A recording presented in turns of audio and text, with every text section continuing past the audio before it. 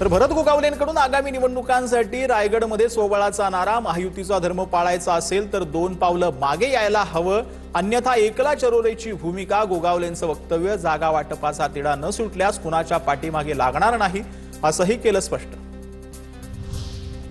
नंदुरबारमध्ये आगामी निवडणुकीत महायुती एकत्र दिसणार. शिवसेना शिंदे गटाचे आमदार चंद्रकांत रघुवंशी यांनी महायुती सोबत लढण्याची तयारी दर्शवली. जिल्ह्यात महायुती झाल्यास इतर पक्षांना फायदा होणार नाही, चंद्रकांत रघुवंशी यांचं वक्तव्य. पाचोऱ्या शिवसेनेनंतर गिरीश महाजनांकडून सोबळाचे संकेत, महायुती कायम ठेवण्यासाठी प्रयत्न सुरू. टोकाची भूमिका घेतल्यास काही ठिकाणी सोबळाचा निर्णय घेतला जाईल, मंत्री गिरीश महाजन यांचं वक्तव्य. धाराशिव जिल्ह्यात महायुतीमध्ये भाजप आणि शिवसेनेची स्वतंत्र लढण्याची तयारी, तर दुसरीकडे मनसेसह महाविकास आघाडीकडून एकत्र मोर्चे बांधणी. आमदार प्रवीण स्वामींनी घेतली मवियाच्या घटक पक्षांची बैठक. रत्नागिरीत आगामी निवडणुकांच्या अनुषंगानं राजकीय डावपेचांना सुरुवात. नगराध्यक्षपदाच्या उमेदवार निवडीसाठी हालचालींना वेग.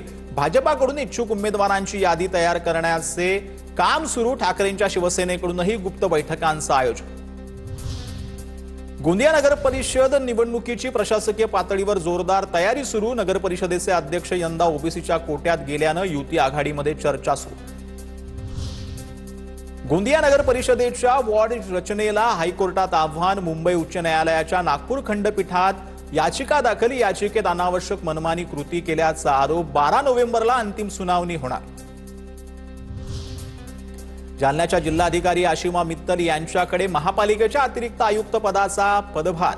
लाचखोरी प्रकरणामध्ये आयुक्त संतोष खांडेकर न्यायालयीन कोठडीत असल्यानं जिल्हाधिकाऱ्यांकडे पदभार सोपवण्यात आला.